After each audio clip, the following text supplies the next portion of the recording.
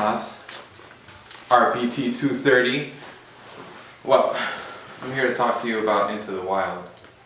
Basically, this book is about, well, the way the book starts out, it's written by John Crocker, but the way it starts out is really, it tells you the ending right off the bat.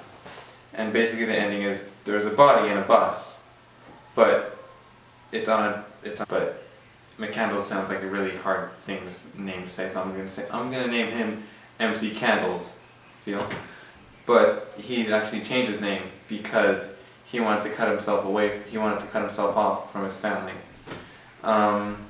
Reason being, he's really good at everything he does, but he refuses to accept help to get to the next level.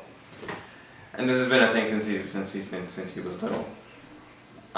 So basically, what happens is the book starts off with this little monologue, and it's this guy Jim Gallion, and he drops this guy off named Alex at the beginning of a trail in April of 1992. But Alex is actually Chris, because Chris actually changes his name to Alex. After graduation, after he didn't want to go to college initially, but his parents were able to convince him. His mom's name was Billy. His dad's name was Walt. He wants to be cut away from his mom and his dad because he doesn't agree with their way of living. He likes to be alone. He makes impact on the lives of everybody he meets on his journey, but he sometimes prefers to be alone. He doesn't mind it, of course. But on his journey, I think one of the greatest impacts that he had on someone was Ronald Franz.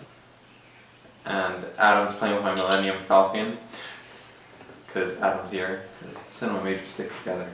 Ronald Franz was like an old guy, but he became really attached to MC Candles as time progressed. After MC Candles disappeared, he was kind of a lonely guy. But MC Candles tried to keep in touch with him as much as he could. He was just really passionate about everything he did. He wanted to go out there, he wanted to go on an adventure. He wanted to do it himself. He didn't want any help from anybody else. The way that this book relates to some of the adventures we've had in this class is kind of like when we went backpacking is a perfect example, I think, because he went backpacking. But basically when we went backpacking, we had no technology. Well, we had our phones, but only for to document what we were doing there. One of the things that stuck out to me the most was probably the last note he wrote ever, was in one of his diary entries. He tore out a page out of one of his books containing a poem about death. One of the last things he wrote on the back of that page was, he said that he had a happy life and that he wanted to thank God to give him the experience that he's been through throughout his life. Just the fact that you were able to love something that much.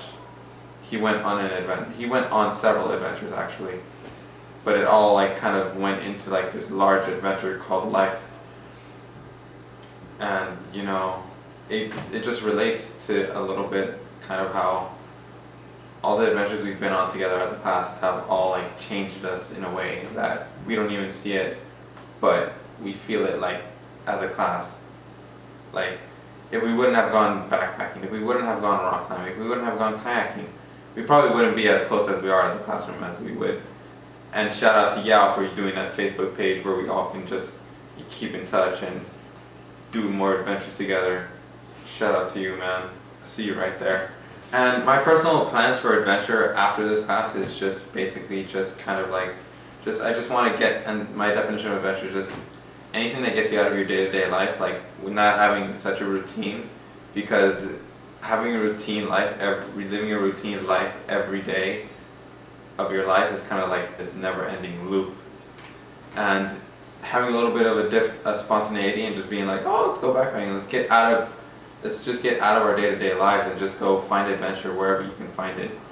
Honestly, adventure is literally right outside your door, and my plans for adventure in the future is just I want to try, especially with this class, I want to try new things. Kind of just going backpacking more, just, I don't know, just everything. I want to go kayaking again, I want to go rock climbing some more, on an actual rock, not the indoor thing. I want to just, it makes you feel like you want to do everything. Hey, I still want to go skydiving someday. And maybe through this class, it has helped us grow into the fact to face our fears and to do the things we never thought we would do. Kind of like what I said before, there's a little bit of magic in adventure, kind of like this wand right here.